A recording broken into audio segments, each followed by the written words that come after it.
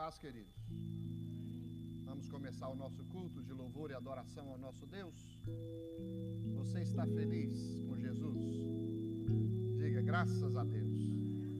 Deus é bom, não é, queridos? O privilégio da gente poder se ajuntar como igreja num domingo à noite, nesse dia especial que Deus fez, um dia para adoração e louvor ao nosso Deus. A gente vem para a igreja com as nossas famílias, educamos os nossos filhos na igreja. Na igreja nós aprendemos do Senhor, somos edificados, somos transformados. Isso é privilégio. Só podem entender isso como um valor e como algo importante na sua vida aqueles que um dia tiveram seus corações preparados pelo Senhor e transformados pelo Senhor. O Deus a quem nós servimos, Ele é maravilhoso, conselheiro, Deus forte, Pai da eternidade, príncipe da paz. Fiquei feliz porque meu time foi campeão essa semana, o Cruzeiro. E os cruzeirenses, depois do torneio, eles vestiram uma camisa e na frente da camisa da maioria dos jogadores do Cruzeiro estava uma coroa e escrito Jesus, maravilhoso conselheiro, Deus forte, Pai da eternidade, príncipe da paz. Estou destacando isso porque é uma forma de proclamar quem Cristo é. Através da mídia, nós podemos ter um alcance muito maior de pessoas.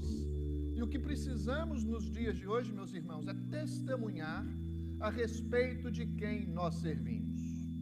E nós servimos ao Deus vivo, Senhor dos senhores e o Rei dos reis. E eu quero pedir você para abrir a sua Bíblia no Salmo de número 9.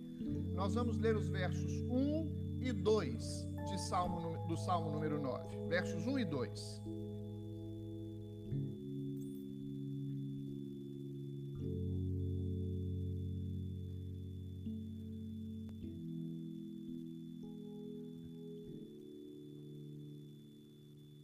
Todos acharam? Amém. Diga amém. Louvar-te-ei, Senhor, de todo o meu coração. Contarei as tuas maravilhas, todas as tuas maravilhas. Alegrar-me-ei e exultarei em ti. Ao teu nome, ó Altíssimo, eu cantarei louvores. O que chama atenção neste salmo, no salmo número 9, que tem uma junção com o salmo número 10, esses dois salmos são salmos de lamento, salmos em que os salmistas se apresentam diante do Senhor, apresentando as suas queixas. Mas no capítulo 9, verso 1, o salmista, ele faz uma determinação para si mesmo, para louvar ao Senhor. Determinadamente ele resolve louvar ao Senhor. Ele diz, louvar-te-ei, Senhor. Essa deve ser a sua predisposição e a minha quando a gente inicia um culto como este. Dizer para a sua alma, eu louvar-te-ei, Senhor. E é interessante que o salmista diz como que ele vai louvar. De todo o meu coração. Diz a quem que ele vai louvar, ao Senhor. E como que ele vai louvar. De todo o coração. Deixa eu dizer uma coisa para você. Não se louva ao Senhor apenas com metade do coração. O Senhor só vai aceitar o seu louvor se você se entregar completamente ao Senhor. Entregar todo o seu ser. Trazer a sua vida aos pés da cruz e dizer, estou aqui, Senhor, para te render louvores, glórias e honras. E ele apresenta a razão por que ele louva ao Senhor. O verso 2 diz, o finalzinho do verso 1 diz, contarei todas as suas maravilhas e alegrar-me-ei e exultarei em ti ao teu nome. Ele louva ao Senhor pelas suas obras e ele louva ao Senhor por quem ele é. Ele louva o Senhor pela sua soberania, majestade, governo, grandeza, mas ele também louva o Senhor pelas maravilhas que Deus faz. E Deus tem feito maravilhas, não tem, queridos? Tem feito maravilhas na nossa vida, na nossa igreja, no lugar onde nós habitamos. O Deus a quem servimos é o Deus das maravilhas. E nós louvamos ao Senhor pelo que Ele é e pelo que Ele faz. Invista no louvor ao Senhor. Nós vamos cantar algumas canções, vamos orar e logo depois nós vamos cantar. Há todo um preparo para que um culto como este seja realizado. Nós preparamos a mensagem, o louvor prepara as canções, tem ensaios, tem uma chamada que de vez em quando você recebe no WhatsApp, venha com a sua família louvar ao Senhor. Mas é preciso que haja uma motivação para estas coisas, e a motivação não pode ser nós mesmos. Nós não somos um fim em si mesmo no momento de adoração, é o Senhor. A adoração é prestada a Deus, é a Ele que nós adoramos e nós servimos. Invista no louvor e na adoração ao Senhor dos Senhores, ao Rei dos Reis, aquele que vive e reina para sempre. Feche os seus olhos. Eterno Deus, nós estamos aqui nesta noite, neste lugar que o Senhor nos proporciona, onde o Senhor nos proporciona como lugar de adoração, um lugar em que nos reunimos como família do Senhor, como povo do Senhor. E o nosso desejo, meu Deus, é sermos visitados pelo Senhor nessa noite, com a presença do Senhor aqui neste lugar. E a motivação principal de nos ajuntarmos aqui neste lugar é para que o Teu nome seja exaltado, porque o Senhor é digno de toda honra, de todo louvor e de toda glória. Senhor, em nome de Jesus, nós pedimos que o Senhor aceite a nossa adoração. Somos imperfeitos, temos lábios impuros, temos uma mente, ó Deus, uma natureza pecaminosa que afeta a nossa mente, o nosso corpo, o nosso ser como um todo. Mas nós cremos no poder transformador e restaurador do sangue de Cristo Jesus, aplicado sobre a nossa vida pelo poder do Teu Espírito Santo. E nós pedimos que o Senhor receba os cânticos que cantarmos, as orações que estamos fazendo. Ó Deus, que a palavra do Senhor fale conosco nesta noite e que nós sejamos verdadeiramente transformados pelo Senhor aqui neste lugar.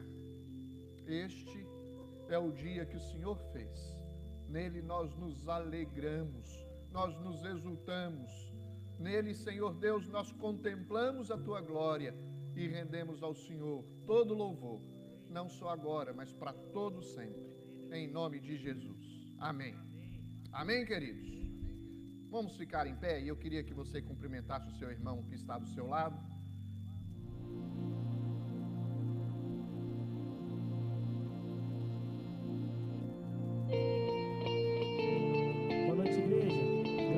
Amém?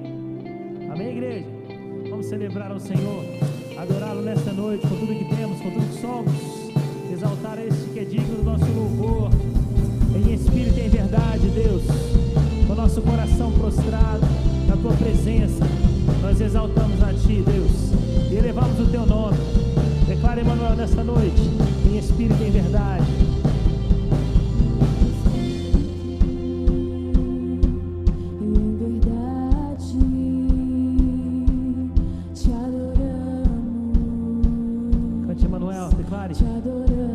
Mais alto que você puder, em espírito e em verdade. Vamos encher esse lugar, vamos encher esta casa com a adoração ao Senhor. Recebe, Pai.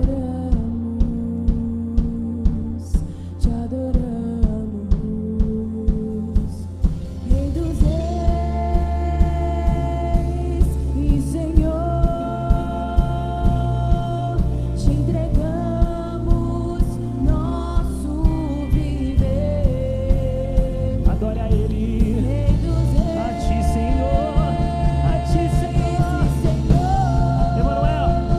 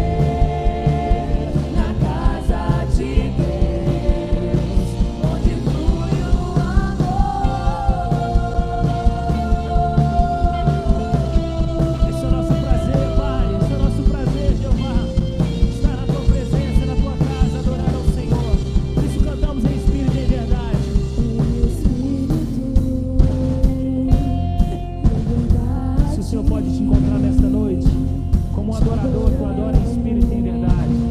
Cante a Ele, declare isso, em espírito e em verdade.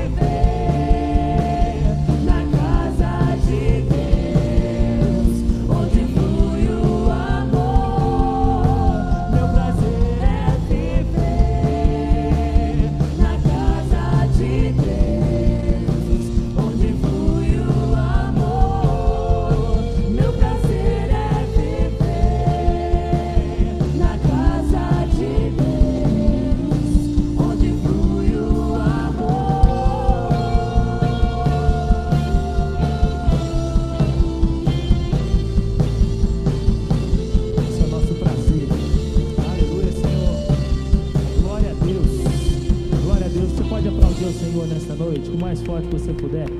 Nós estamos aqui nesta noite para adorá-lo, meus irmãos. Vou dizer uma coisa: você foi criado para o louvor, para a honra e para a glória dele. Amém? Amém? Põe a mão no seu coração e fala assim: eu fui criado para louvor, glória e honra do Senhor. Que a minha vida seja uma eterna consagração a ele. Amém, irmãos? Aleluia.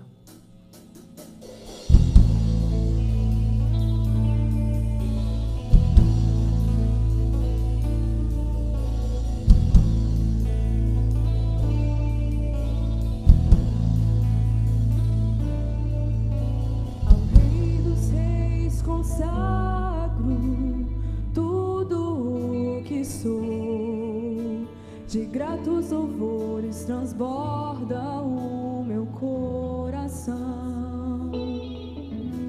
A minha vida eu entrego nas tuas mãos, meu Senhor, para te exaltar com todo o meu amor. Eu te louvarei conforme a tua justiça e cantarei louvores, pois tu és altíssimo. Celebrarei a ti, ó Deus, com meu viver.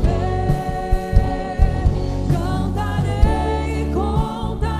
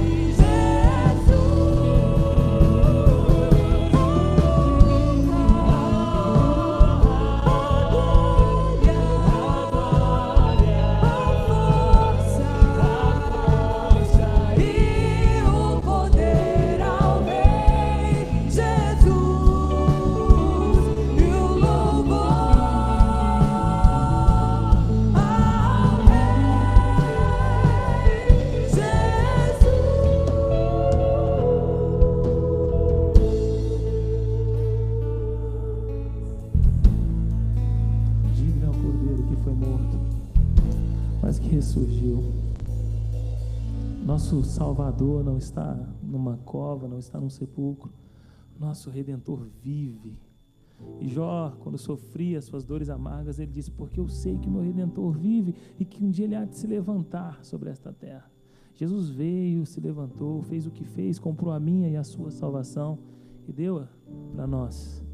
Hoje nós declaramos diferente de Jó, nós declaramos: eu sei que o meu Redentor vive e que um dia ele há de voltar para me buscar e me levar para esse lugar glorioso que ele tem preparado para mim. Amém, igreja? Digno é o Cordeiro. Declare isso em nome de Jesus.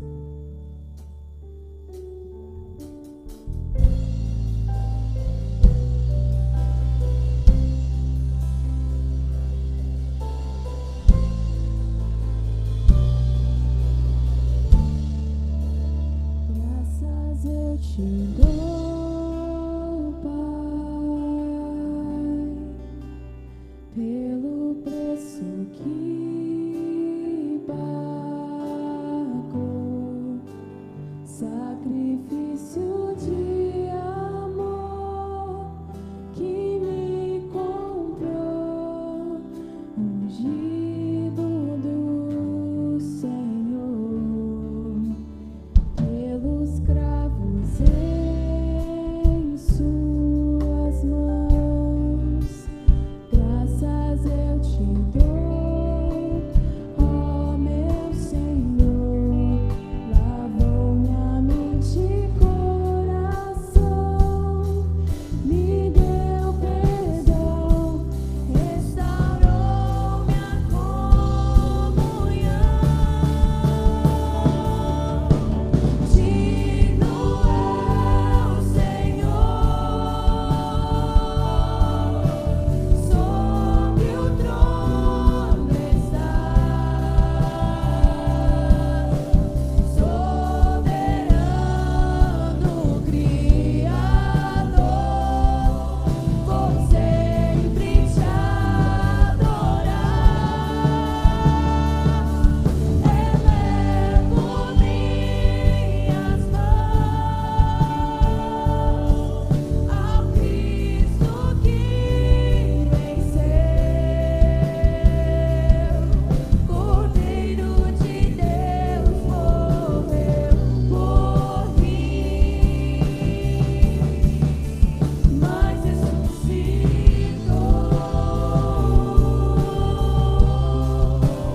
Digno é o Senhor.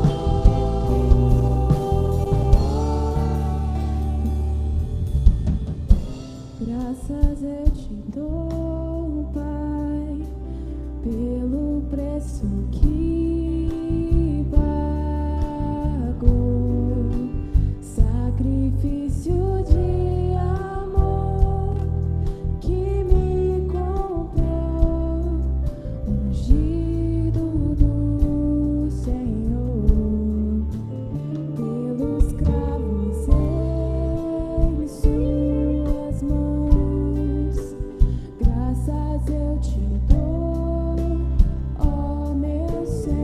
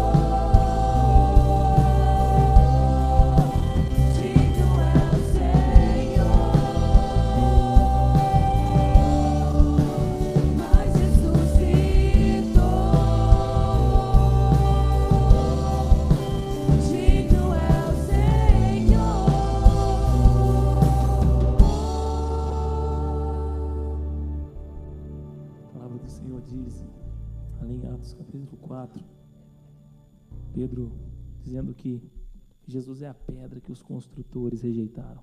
Ele é a pedra angular. Mateus capítulo 16 nos conta que Jesus, conversando com seus discípulos, perguntou: de quem dizem eles que eu sou? Então Pedro responde: tu és o Cristo, o Filho de Deus vivo. É Ele que nós estamos adorando, aquele que é a fundação, aquele que é a pedra principal, aquele que é o nosso alicerce, em que nós devemos construir a nossa vida. A igreja foi construída sobre Ele, Jesus. Ele é o centro, Ele é a essência, Ele é o tudo, tudo. Sem Ele nada do que foi feito se faria, porque Ele é a palavra de Deus, Ele é o poder de Deus. É Ele que nós estamos adorando nesta noite. Nós vamos cantar essa última canção, declarando que Ele é a pedra principal, que Ele é a pedra angular, e a nossa esperança está construída e firmada nele. Amém, irmãos? Amém?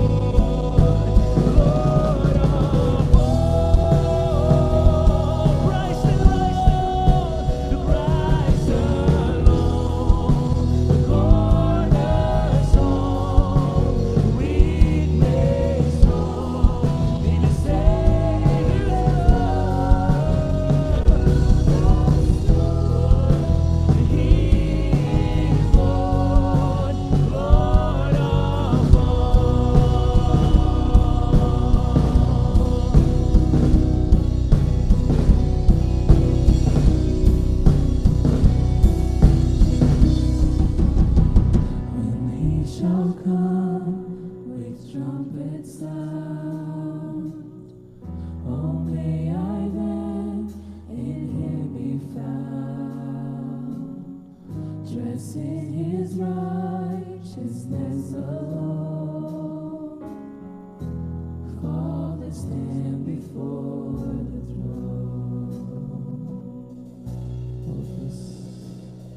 és a rocha, Senhor. Tu és a razão, Tu és o motivo, ó Deus, de estarmos aqui nesta noite. Tu és o motivo de podermos cantar e celebrar e adorar. Ó Deus, é apenas pela Tua justiça, ó Deus, pelo Teu sangue, pelo que o Senhor fez na cruz por nós, ó Pai, que nós podemos viver em liberdade, Deus. E nesta noite que o nosso coração se enche de gratidão, ó Deus, e nós cantemos isso, Christ, Christ alone, cornerstone, weak made strong, in the Savior's love, through the storm, He is Lord, Lord of all. Christ alone, cornerstone, weak made strong, in the Savior's love, through the storm, He is Lord, Lord of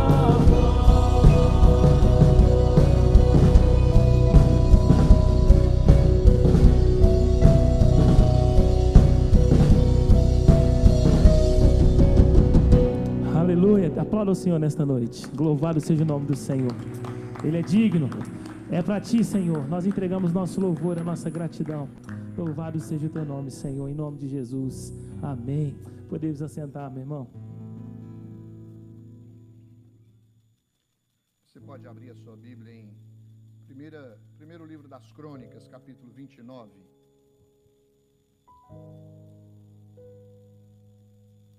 Vou ler apenas o versículo de número 1. Primeiro versículo de 2 Crônicas. Segundo livro das Crônicas.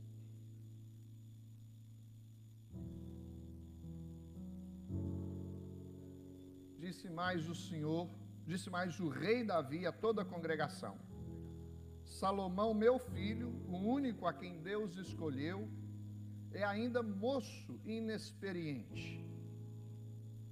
E esta obra é grande, porque o palácio não é para homem, mas para o Senhor Deus.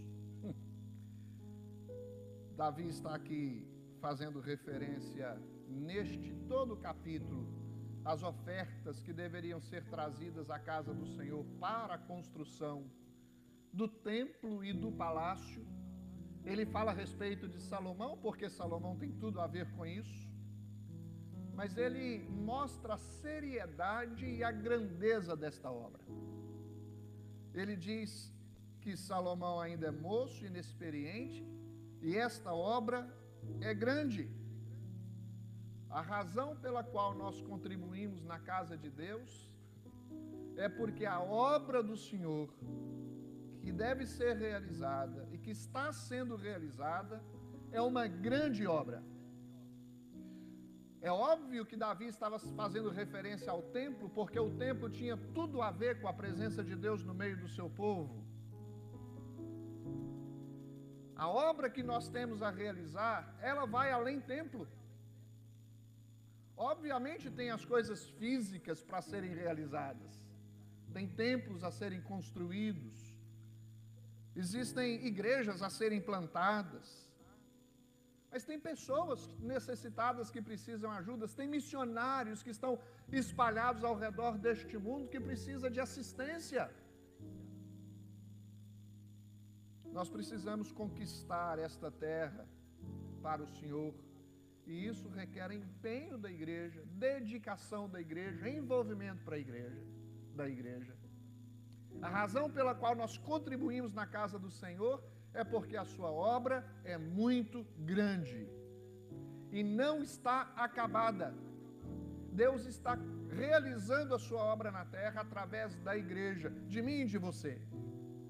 E um templo como esse, recentemente inaugurado, é apenas o local onde este povo consciente se ajunta para que então se prepare para continuar realizando esta obra do Senhor, que é muito grande.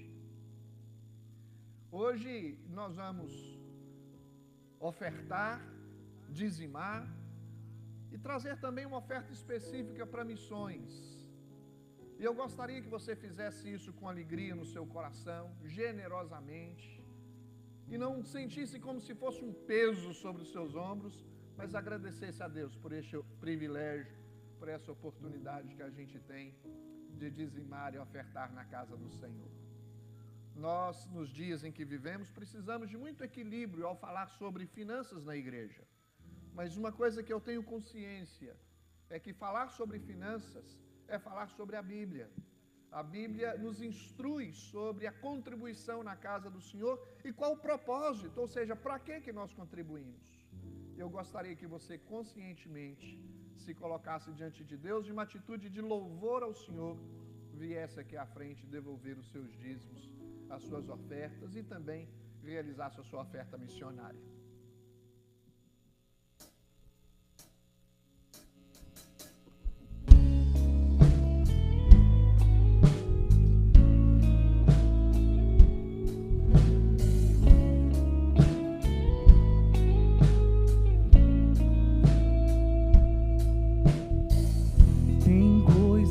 Que eu não esperava mais.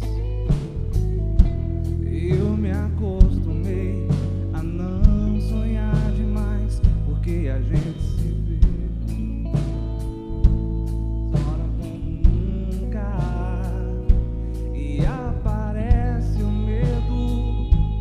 Grande é o medo que a gente sente de viver, medo de sofrer, mas a voz de Deus plantou em mim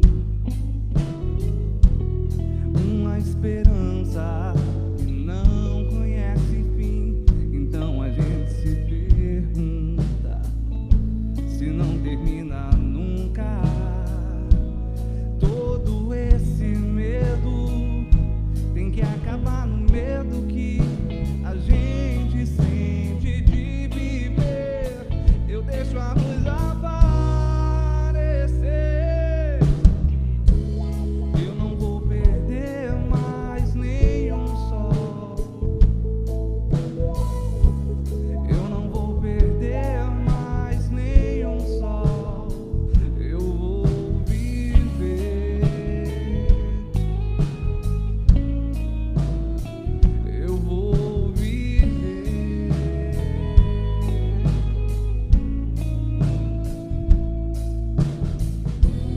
Mas a voz de Deus plantou em mim uma esperança que não conhece fim. Então a gente se pergunta se não termina nunca. Todo esse medo tem que acabar no medo que a gente sente de viver. Eu deixo a luz aparecer. Eu não vou perder mais nenhum sol. Ei. Eu não vou perder mais nenhum sol. Eu vou viver. Eu vou viver.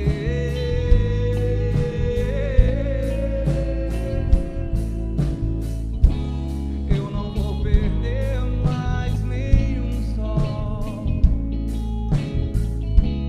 Eu não vou perder mais nenhum sol. Eu vou viver. Eu vou viver.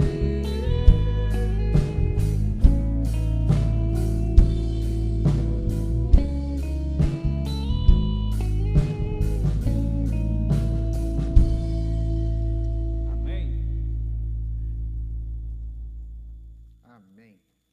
Muito bem, queridos. Queremos conhecer as pessoas que estão nos visitando pela primeira vez.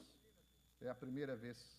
Fique em pé, querida. Você que levantou a sua mão aqui. A primeira a levantar a mão e a primeira a ser apresentada e a primeira a alegrar o nosso coração em receber você aqui. Fala seu nome, por favor. Rosângela. Você é amigo da Célida? Muito bem, você é muito bem-vinda, que Deus abençoe você. Você vai receber depois uma lembrancinha da igreja e também um cartãozinho para anotar suas informações para a gente manter contato com você. Tá bom, querida? Deus abençoe. Muito bem-vinda. Fala de novo o seu nome, querida.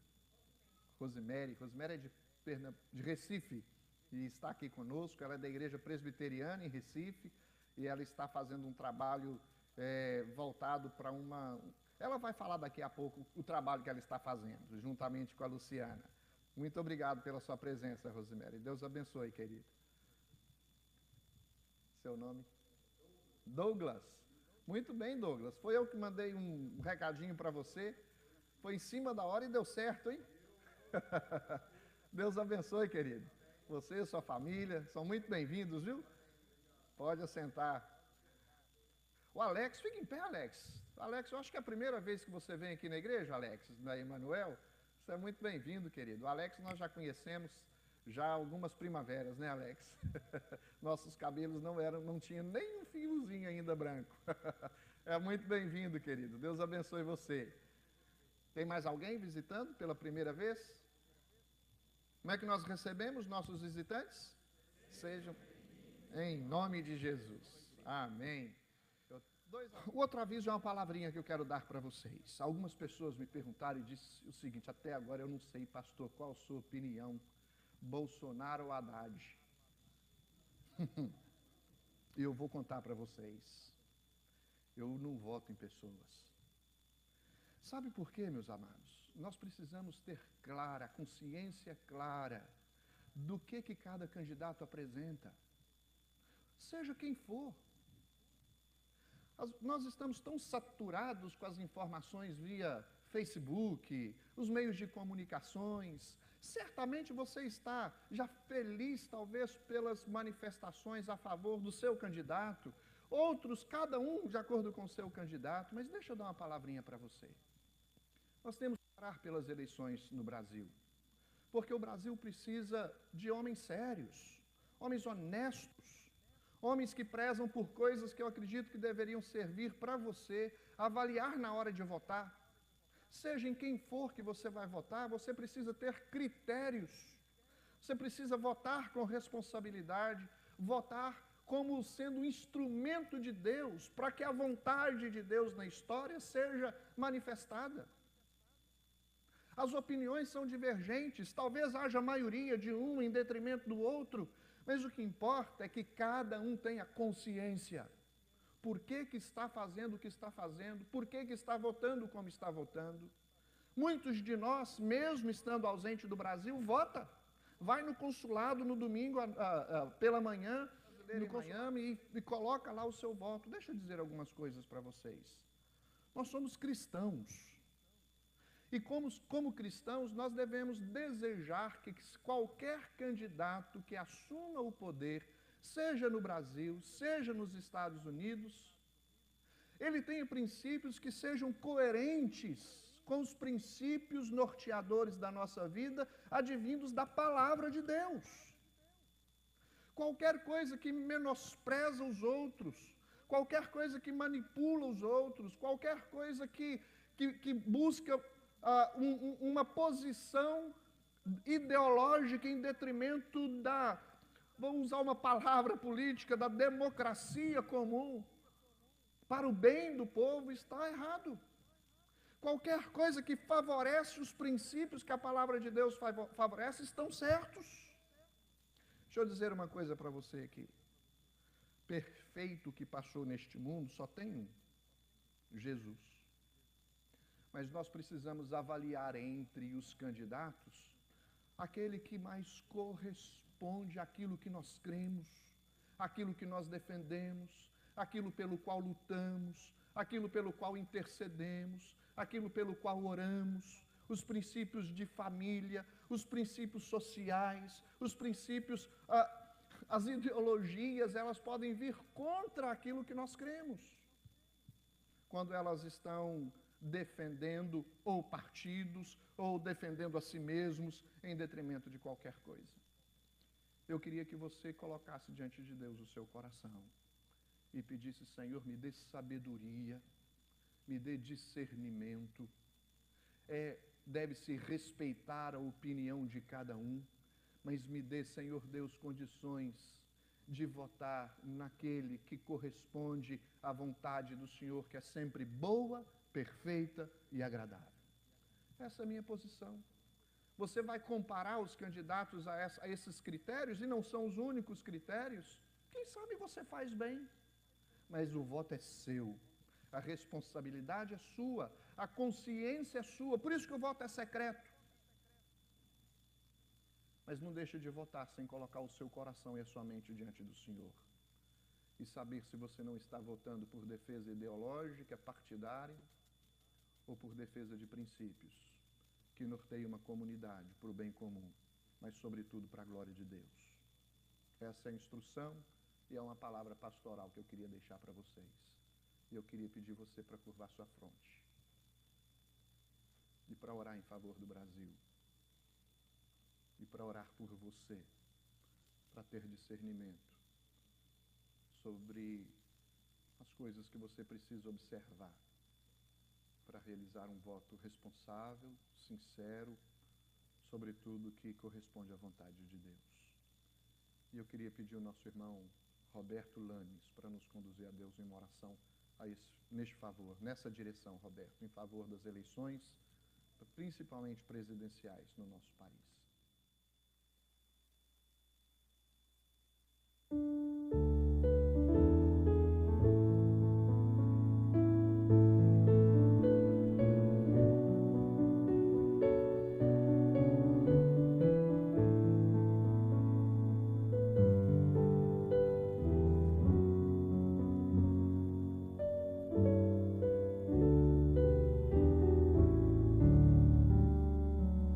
Castelo forte é o nosso Deus, espada e bom escudo, com seu poder defende os seus em todo transe agudo, com fúria pertinaz persegue Satanás,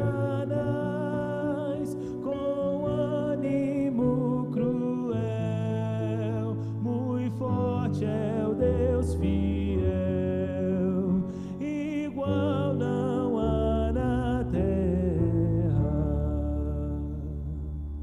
A força do homem nada faz, sozinho está perdido, mas nosso Deus socorro traz em seu Filho escolhido. Sabeis quem é Jesus, o que venceu na cruz, Senhor dos altos céus, e sendo o próprio Deus, triunfa na batalha.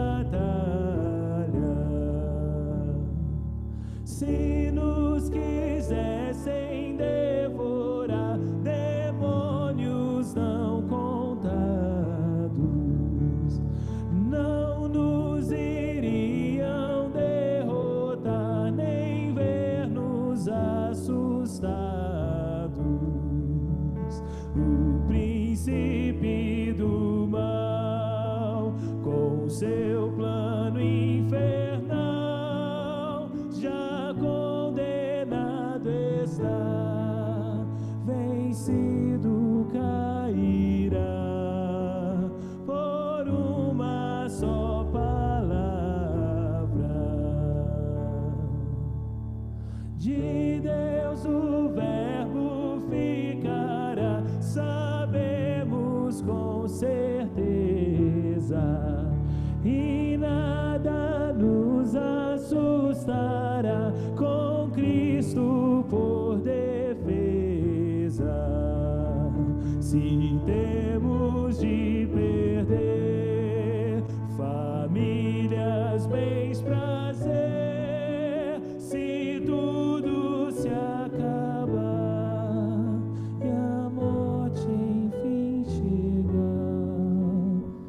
com ele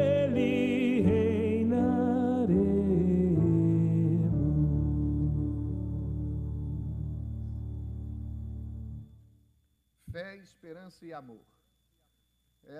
Estes foram os 3 temas propostos numa série de mensagens. Nós já compartilhamos com vocês sobre a fé, sobre a esperança e sobre o amor. Nós vamos compartilhar agora. Normalmente nós pensamos sobre fé e esperança, aquilo que nós podemos receber como benefícios quando nós cremos e quando obtemos esperança. Ao falar sobre amor, parece que é uma coisa que se exige de nós uma atitude e que talvez não seja tão aceita assim, como a fé e a esperança são. Mas a Bíblia diz que tudo passa, mas o amor permanece. Abra sua Bíblia em 1ª Carta de Paulo aos Coríntios, capítulo 13. Carta de Paulo aos Coríntios, capítulo 13.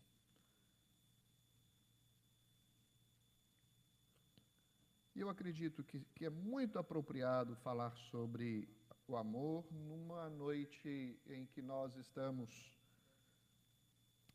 dedicando o culto a missões, a importância de nos envolvermos com missões. E o nosso desejo é crescer no investimento missionário. Para que a gente cresça no investimento missionário, é preciso que a gente cresça na arrecadação da igreja. Eu quero só compartilhar a responsabilidade com você. Porque às vezes se olha para o que a igreja faz e talvez você tenha um conceito diferente do que a liderança da igreja tem. Ah, se eu fosse parte da liderança eu faria assim, eu faria dessa forma, eu faria daquele jeito. Nós procuramos administrar da melhor forma possível, queridos. Mas o que a igreja administra segundo a sua participação. A participação de cada um, o envolvimento de cada um, a dedicação de cada um. E nós não podemos esquecer que tudo tem a ver com como que nós encaramos esses relacionamentos que estabelecemos uns com os outros, porque tudo é fruto do amor que nós temos para com o próximo. Inclusive o seu envolvimento com a igreja e com as coisas espirituais. 1 Coríntios capítulo 13, eu queria convidar você a colocar-se em pé, meu amado, para fazermos a leitura deste texto.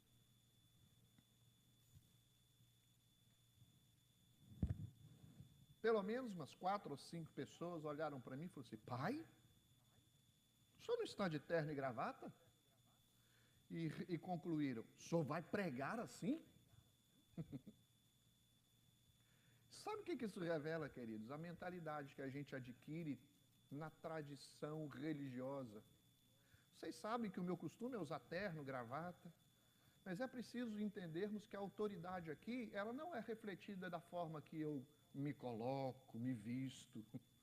A autoridade é das Escrituras, é a palavra de Deus. E eu creio que Deus vai falar ao seu coração nesta noite, apesar de mim e de como eu estou vestido. Você crê nisso? Então, vamos ler as Escrituras. Finalzinho do capítulo 12 diz assim: e eu passo a mostrar-vos ainda um caminho sobremodo excelente. Homens e dos anjos, se não tiver amor, serei como bronze que soa ou como símbolo que retine. Ainda que eu tenha o dom de profetizar e conheça todos os mistérios e toda a ciência, ainda que eu tenha tamanha fé a ponto de transportar montes, se não tiver amor, nada serei. E ainda que eu distribua todos os meus bens entre os pobres e ainda que eu entregue o meu próprio corpo para ser queimado, se não tiver amor, nada disso me aproveitará. O amor é paciente, é benigno, o amor não arde em ciúmes, não se ufana, nem se ensoberbece, não se conduz inconvenientemente, não procura os seus interesses, não se exaspera, não se ressente do mal, não se alegra com a injustiça, mas regozija-se com a verdade. Tudo sofre, tudo crê, tudo espera, tudo suporta. O amor jamais acaba, mas havendo profecias, desaparecerão, havendo línguas, cessarão, havendo ciência, passará, porque em parte conhecemos e em parte profetizamos. Quando, porém, vier o que é em parte, então o que é em parte será aniquilado. Quando vier o que é perfeito, então o que é em parte será aniquilado. Quando eu era menino, falava como menino, sentia como menino, pensava como menino. Quando cheguei a ser homem, desisti das coisas próprias de menino. Porque agora vemos como em espelho obscuramente, então veremos face a face. Agora conheço em parte, então conhecerei como também sou conhecido. Agora, pois, permanecem a fé, a esperança e o amor. Estes três, porém, o maior destes é o amor. Eterno Deus, nós pedimos que o Senhor fale ao nosso coração, dando-nos compreensão da Tua palavra pela ação do Espírito Santo do Senhor na nossa vida. Em nome de Jesus nós oramos. Amém. Podeis assentar.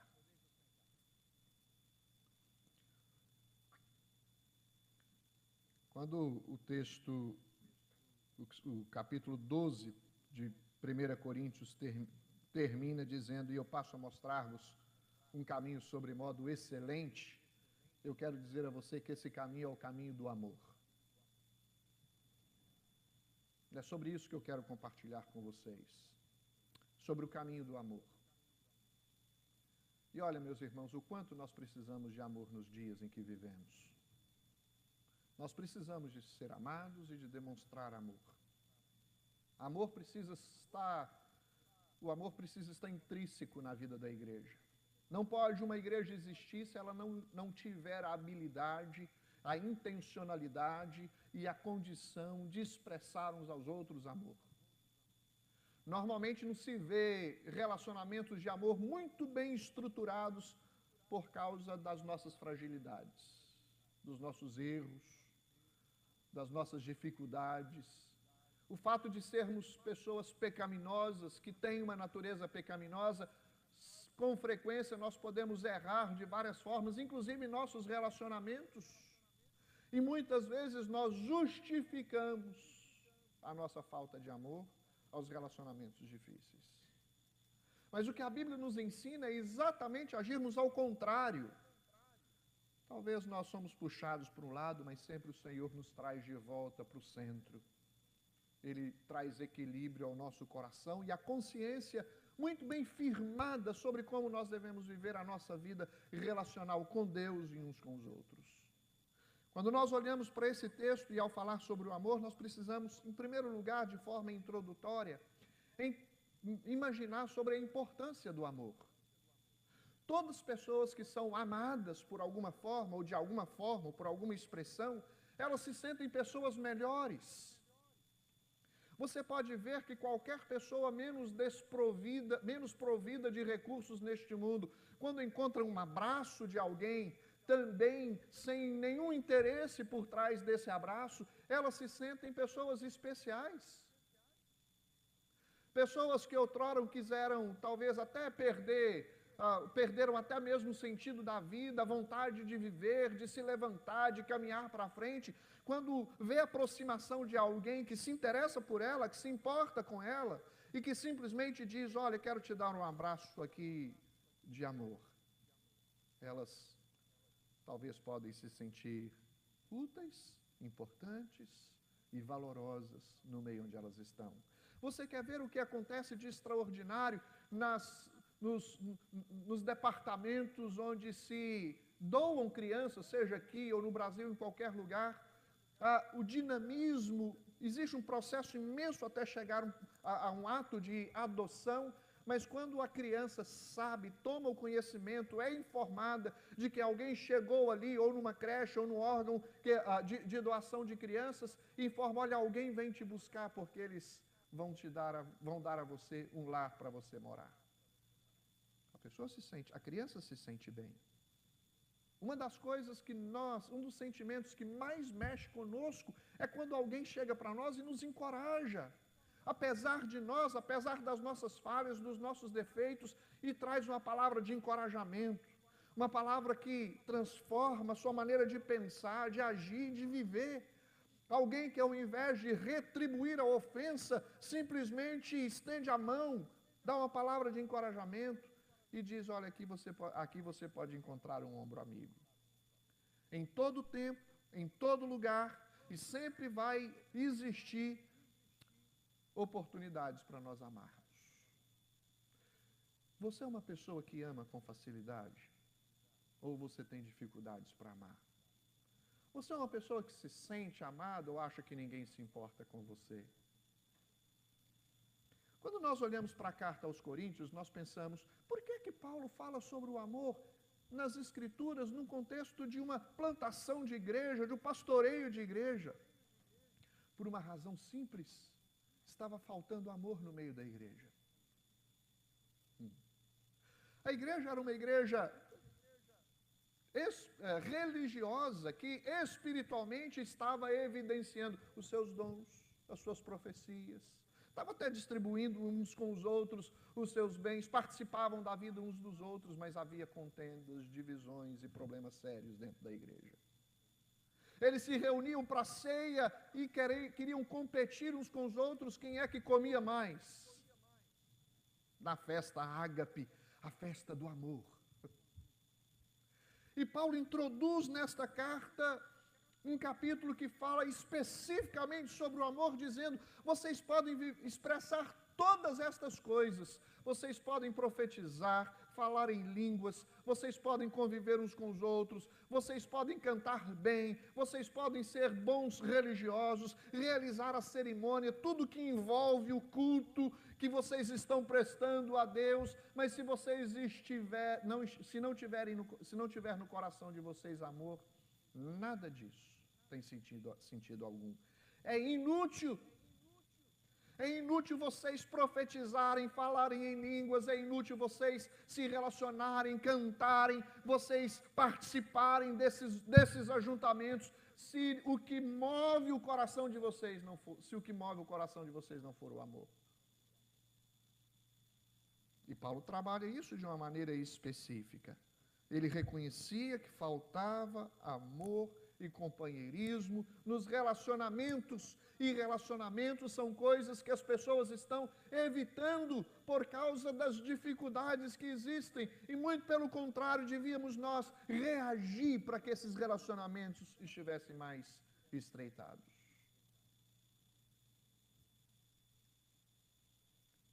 Olha, meus irmãos, quando nós olhamos para a recomendação do apóstolo Paulo nesta carta, nós precisamos entender o que é o amor para a gente viver na prática do amor. E às vezes a gente olha, tenta definir conceitos de amor, e nem sempre a gente consegue identificar com propriedade o seu significado. Era assim a palavra amor no Antigo Testamento, e em muitos meios sociais é compreendida equivocadamente. Porque normalmente as pessoas pensam que se deve amar as pessoas que mais merecem, que se sobressaíram sobre as outras, que têm evidências claras de que são pessoas melhores, então nós amamos. Talvez nós não fazemos isso declaradamente, mas nós fazemos isso intuitivamente por causa da natureza do nosso coração. A gente escolhe pessoas para amar. A gente olha uns para os outros e diz: olha, aquele parece ser uma pessoa melhor para amar, e a gente estabelece o perfil daquela pessoa segundo o nosso interesse. Quando a gente olha para o Novo Testamento, a gente entende um significado diferente de amor. Porque o amor com o qual nós amamos uns aos outros, ele não é baseado na minha consciência, na minha vontade, ele não é baseado na minha forma de ver, na minha cosmovisão, mas é baseado no amor de Cristo Jesus demonstrado por nós. É o amor que é demonstrado pelos indignos, pelos que não merecem, pelos desprovidos de atitudes que correspondem positivamente, ou uma sociabilização, ou uma vida moral corretamente, ou qualquer coisa que talvez faz de você uma pessoa boazinha. Jesus morreu na cruz do Calvário porque o amor de Deus é manifestado, porque Deus amou o mundo de tal maneira. É essa a razão por que Cristo morreu na cruz do Calvário. A morte de Cristo é expressão de amor por pessoas que o abandonaram, amor por pessoas que o ofenderam, amor por pessoas que o machucaram, por pessoas que o crucificaram, amor por pessoas deste mundo vil, amor por pessoas mortas em seus delitos e pecados. E é essa a base do amor com o qual nós devemos amar uns aos outros. Normalmente nós estabelecemos critérios de merecimento para nós nos relacionarmos uns com os outros. E nós precisamos mudar. O amor precisa fluir de Deus no meu coração, para que a partir de mim, então, eu possa amar os outros, independentemente de quem os outros são, simplesmente pelo fato de que este é um caminho sobremodo excelente. Eu creio em Cristo e Cristo se agrada da sua fé, e Cristo contempla a sua fé. Eu tenho esperança em Cristo e Cristo se agrada em saber que você espera nele. E nós precisamos amar uns aos outros porque Cristo nos ensina a amar uns aos outros. Você é uma pessoa que ama com facilidade, meu querido. O amor demonstrado na cruz do Calvário é a base para o nosso amor. A Bíblia diz em 1 João o seguinte: nisto consiste o amor, não em que nós tenhamos amado a Deus, mas em que Ele nos amou e enviou o seu Filho como propiciação pelos nossos pecados. Amados, se Deus de tal maneira nos amou, olha o que o texto nos desafia, queridos, devemos nós também amar uns aos outros. Assim como Cristo nos amou, devemos nós também amar uns aos outros. O amor, ele é superior a qualquer outra virtude ou ação prática da vida cristã. É o que nós acabamos de ler em 1 Coríntios capítulo 13, no último versículo. Permanecem a fé, a esperança e o amor. Estes três, o maior deles é o amor. Primeira coisa que eu quero destacar com base neste caminho do amor. Primeira coisa que eu quero destacar é a superioridade do amor sobre todas as coisas. O verso de número 3, de 1 a 3, os versos de 1 a 3 diz: ainda que eu fale a língua dos anjos, dos homens, se não tiver amor, serei como o bronze que soa ou como o símbolo que retine. Ainda que eu tenha o dom de profetizar e conhecer todos os mistérios e toda a ciência, ainda que eu tenha tamanha fé a ponto de transportar montes, se não tiver amor, nada serei. E ainda que eu distribua todos os meus bens entre os pobres, e ainda que entregue o meu próprio corpo para ser queimado, se não tiver amor, nada me aproveitará. Sabe por que normalmente nós fazemos o caminho contrário? Porque nós queremos ser aplaudidos pelos outros, pela forma que oramos, pelo dom que temos. Eu tive uma experiência recentemente, vocês sabem que há pouco que existe um futebol, toda segunda-feira dos irmãos da igreja, e tem algumas outras pessoas também jogando juntos lá, um futebol de salão. E há uns 3 meses atrás, quase 3 meses atrás, eu tive uma contusão, estiramento muscular na minha panturrilha. Fiquei 2 meses aposentado de bola e vou continuar mais 20 anos para frente aposentado. Mas o que eu observo, meus irmãos, é que nesta vida prática, nesta supremacia do amor, quando nós olhamos as pessoas quando estão juntas, normalmente nós queremos ser superiores aos outros. Nós discutimos, nós nos defendemos, nós buscamos o aplauso dos outros, a aprovação dos outros. Nós temos coisas em comum que são fruto da nossa natureza, porque o que importa para nós não é o outro, somos nós mesmos. E Paulo está nos ensinando um caminho inverso disso. Nós temos que nos importar com o outro, nós temos que nos interessar pelo outro, nós temos que amar o outro. Paulo nos ensina nesta carta que o amor é superior a profecias, o amor é superior ao dom de línguas, o amor é superior à generosidade, à distribuição dos bens uns com os outros. Se não tiver amor, essas coisas não farão sentido algum. Às vezes nós realizamos os nossos dons e pensamos que eles fazem de nós pessoas superiores às outras. Eu estava indo junto com o pastor Russell no Picanha Brasil, e na frente do Picanha Brasil tinha um grupo de jovens de uma outra igreja. E o grupo de jovens viu que eu estava mancando com a contusão e disse o seguinte: posso orar por você? Eu disse, claro, imediatamente. Ele abaixou, botou a mão no meu pé e orou e perguntou: o senhor crê que você foi curado? Eu disse, claro que eu creio. Então bate o pé bem forte no chão.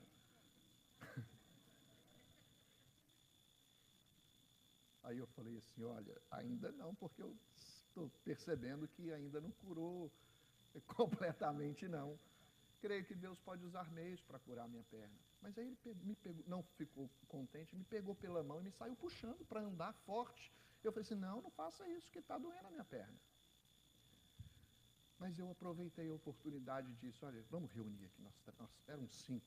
Eu falei assim, deixa eu me apresentar para vocês, para eles não ficarem desconfortáveis. Olha, eu sou pastor da Igreja Presbiteriana Emanuel aqui em Boca Raton. E nos abraçamos e trocamos algumas informações ali. Eu falei assim, posso dar uma palavrinha para você? Meu querido, não força a barra. Ore pelas pessoas e deixa Deus agir. Porque se você ora e quer que as pessoas lhe aplaudam pela oração que você fez, a glória que era de Deus vai ser transferida para você e Deus não aprova isso. Falei com amor, falei com cuidado, falei para ensinar. A gente precisa, meus irmãos, aprender que tudo que acontece em nome de Deus, na casa de Deus, no meio do povo de Deus, deve ser para a glória de Deus. E eles me agradeceram e perguntaram, disseram que se eu queria que ia ser curado, eu disse que sim, e nos abraçamos, e eu orei com sinceridade pela minha perna junto com eles. E às vezes nós pensamos que as nossas ações, as nossas atividades fazem de nós pessoas superiores às outras. As pessoas, aqui na carta aos Coríntios, aqueles que falavam em língua, achavam que eram superiores a quem não falava em língua. Eu frequentei uma vez uma igreja, eu era muito jovem, solteiro, e eu estava em uma igreja e me envolvi com aquela igreja e disseram assim, olha, o Ederson está uma bênção, só falta uma coisa. Sabe que coisa era essa? Falar em línguas. Porque eles achavam que o falar em línguas ia fazer de mim uma pessoa excepcional. E o objetivo dos dons não é para que a gente seja excepcional, é para que a igreja cresça, é para que a igreja se desenvolva, é para a edificação do corpo. Deus nos concede dons, Deus nos auxilia, Deus nos capacita para a glória dele e para o bem da igreja. Quando nós olhamos para a carta aos Coríntios, que nos ensina sobre o amor, nós aprendemos no capítulo 16 que diz, todos os vossos atos sejam feitos com amor, todos eles. Seja o que vocês fizerem, façam com amor, para que a glória seja do Senhor, para que o mérito não seja seu, mas o mérito seja do Senhor. Por isso que o Senhor usa vaso de barro, para que a excelência da glória seja dele. A Bíblia diz, mas seguindo a verdade em amor, cresçamos em tudo naquele que é a cabeça, Cristo. O amor é superior a tudo, meus irmãos. Quais são as características deste amor? Porque, na verdade, nós possamos olhar para a sociedade de uma forma geral e imaginarmos o que a sociedade apresenta como amor. Existem muitas expressões que são expressões tidas como expressão de amor. Você olha, assiste um filme, o filme fala sobre o amor, quem assiste? Uma novela, a novela fala sobre o amor, você assiste um programa de televisão, fala sobre o amor. Parece que tudo está voltado para esse tema, o amor. Mas será que isso que eles estão apresentando é de fato o amor? Na verdade, nós estamos entre adultos aqui, podemos dizer, até o sexo é tido como fazer amor. Mas será que é esse o conceito que Paulo está ensinando sobre o amor? Será que as coisas que nós olhamos ao nosso redor, o conteúdo do nosso amor, do amor que nós praticamos, está baseado nisso que nós aprendemos na sociedade, nos meios de comunicação? Ou está baseado no que a palavra de Deus nos ensina? Se você observar o capítulo 13, a partir do versículo de número 4, você vai ver que Paulo cita 15 características desse amor. 15 virtudes que devem ser praticadas e cultivadas por nós. 8 delas negativas, 7 delas positivas, e que precisam ser colocadas em prática para nós, se nós queremos viver uma vida de amor. O amor é importante, a base do amor é o Senhor Jesus, e nós precisamos colocar esse amor em prática. O amor é superior a qualquer outra ação que nós realizamos no nosso contexto de relacionamentos, e nós temos que colocar em prática este amor. A grande questão é como que eu devo colocar este amor em prática, e aqui tem algumas coisas que podem ser lembradas por todos nós. Primeira coisa que ele começa a citar é que o amor não arde em ciúmes.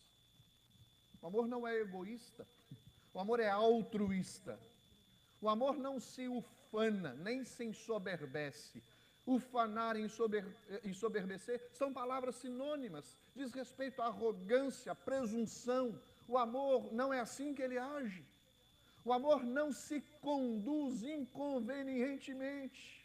Normalmente as pessoas que amam, ela tem bom senso, ela pensa antes de falar, ela não é precipitada, ela aguarda o momento certo, ela considera o outro como alguém superior a ele e espera que o outro fala.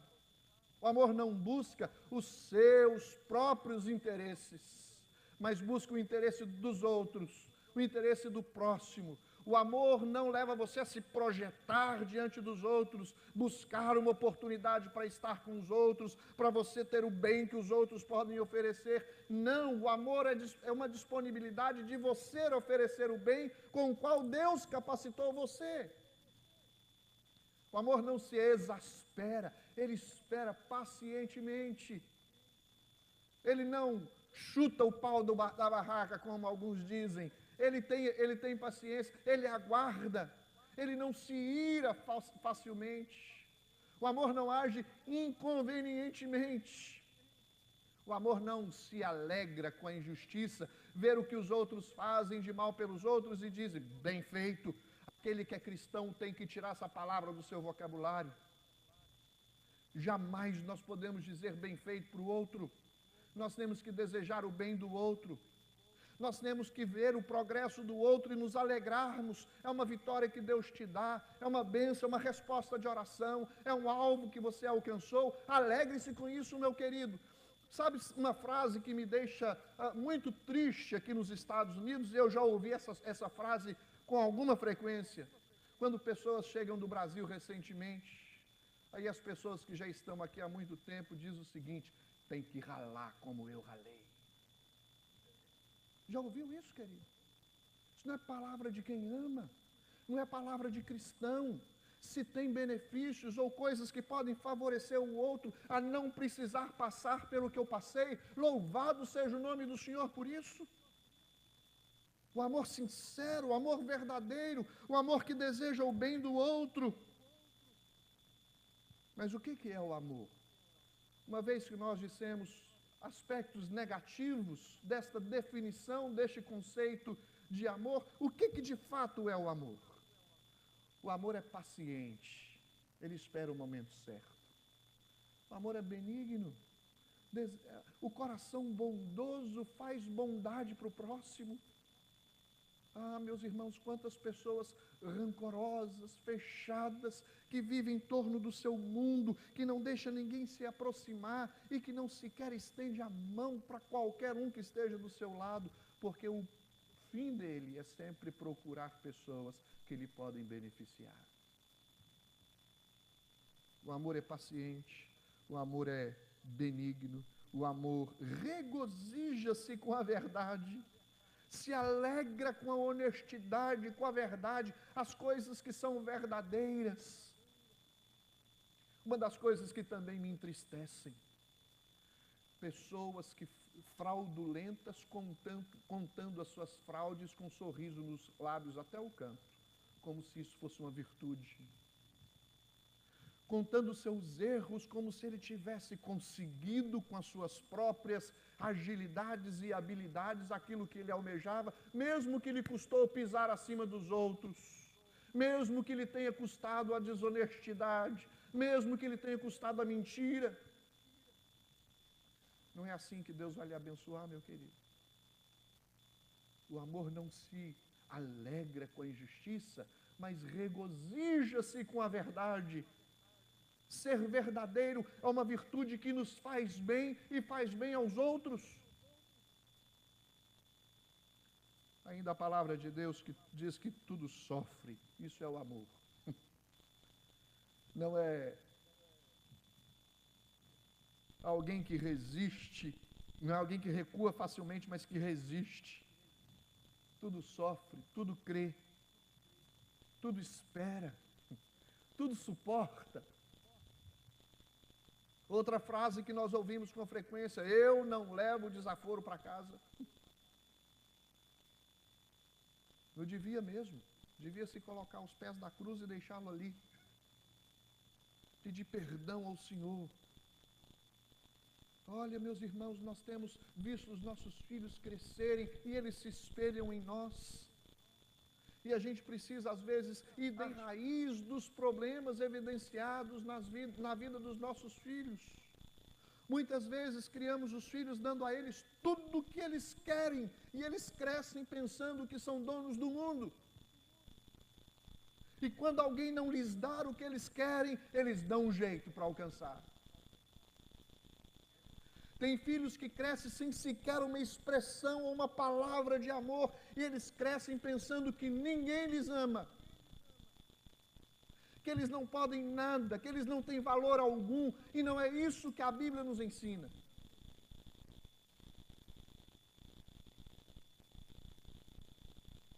O amor tudo suporta.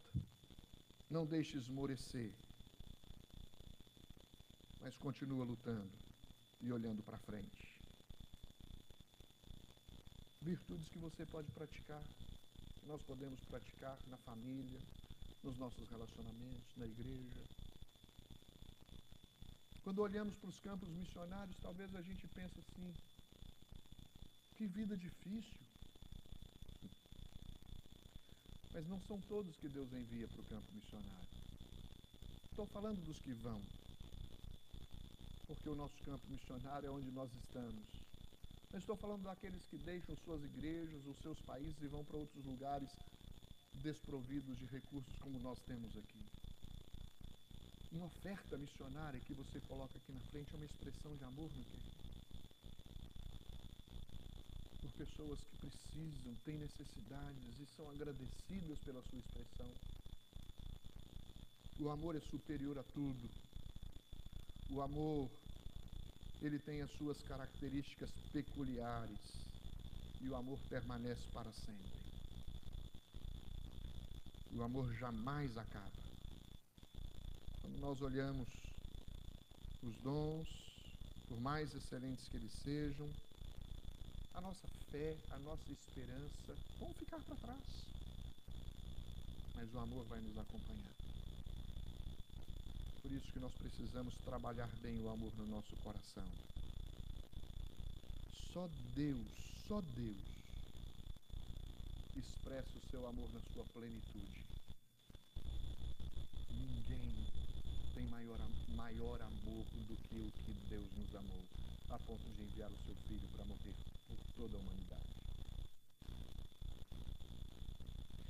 Mas quando nós olhamos para as Escrituras nos recomendando a amar, nós temos que acreditar que podemos ser influenciados por este amor que vem de Deus, para nós amar uns aos outros, para amarmos uns aos outros.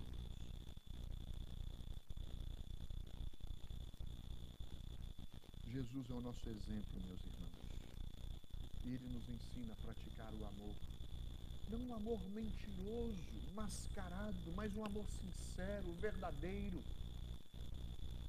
Um amor que influencia os outros, um amor que vê a transformação, a prática do amor que ajuda na transformação dos outros.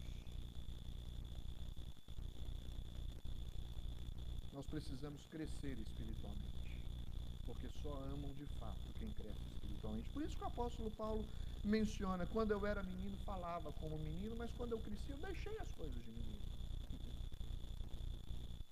Porque a gente tem uma capacidade para discernir melhor e avaliar melhor as coisas ao nosso redor. Esta é uma mensagem que deve ser lembrada por mim, por você, diariamente. Nós fazemos as coisas que fazemos por amor. Nós estamos estudando a carta aos Gálatas nos pequenos grupos. E uma das coisas que a carta aos Gálatas nos ensina é: a lei não tem o propósito de nos salvar, mas aqueles que são salvos praticam a lei. A lei nos aponta para Cristo, e uma vez estando em Cristo, nós obedecemos os mandamentos de Cristo. Nós somos salvos pela graça mediante a fé. Isso não vem de vós, é dom de Deus. E eu quero dizer a você nesta noite, dizer para você que nós amamos porque Deus nos amou primeiro. Por isso que nós amamos. Você ama de fato, meu querido? Fé, esperança e amor. Virtudes que devem ser praticadas por nós, se nós queremos ter uma vida cristã diferente. Uma vida cristã superlativa.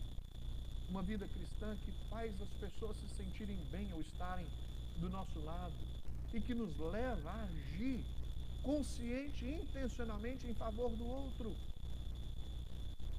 Não viva para si mesmo. Não busque os seus interesses. Ame, suporte, espere, creia. Porque quem cuida de você, quem cuida da igreja é o Senhor. Ele sabe de cada uma das nossas necessidades. Cada uma. Sua vida está nas mãos do Senhor. E Ele ama você. E o Senhor deseja que você ame o seu próximo. E a intensidade deste amor deve ser como você ama a si mesmo. Ninguém precisa de muita recomendação para amar a si mesmo. Mas é preciso você se lembrar que há uma recomendação para nós amarmos o nosso próximo. Eu estou disposto a amar. E você está disposto a amar? Vamos praticar a nossa fé, exercer a nossa esperança no Senhor, colocar a nossa esperança no Senhor sempre e amar uns aos outros de fato e de verdade. Que Deus nos abençoe. Vamos ficar em pé.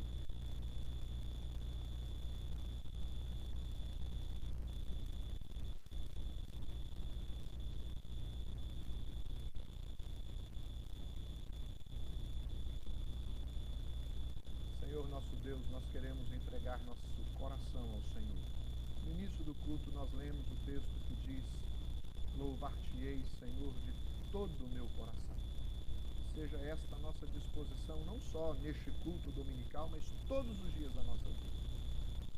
E que quando assim fizermos, meu Deus, que nós possamos esperar no Senhor e do Senhor capacitação e recursos para nós colocarmos aquilo que o Senhor tem nos ensinado na Tua palavra em prática.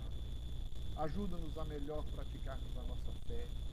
Ajuda-nos a melhor aumentarmos nossa esperança no Senhor. Ajuda-nos, ó Deus, a exercer, a praticar o amor uns para com os outros, baseados, ó Deus, no amor de Cristo Jesus, porque Ele é o nosso modelo. Ajuda-nos a olhar para o nosso próximo, para quem está perto de nós, como pessoas que foram colocadas pelo Senhor para serem amadas. E quando nós amamos, há uma reciprocidade deste amor, nós nos sentimos bem, nós nos sentimos amados, nós nos sentimos capacitados, nós nos sentimos fortalecidos, nós nos sentimos reanimados pelo Senhor. E nós pedimos que seja assim a nossa vida. Abençoa a vida de cada um que está aqui, Senhor. Que nós possamos voltar para casa cheios do Senhor e dispostos a viver uma vida que glorifica o nome do Senhor. Muito obrigado por esta noite. Obrigado pelo ajuntamento do povo do Senhor. Que o Senhor nos leve em paz para casa, cheios, ó Deus, do Teu Espírito Santo, porque vivendo desta forma nós vamos melhor cumprir a missão que o Senhor nos confiou neste mundo.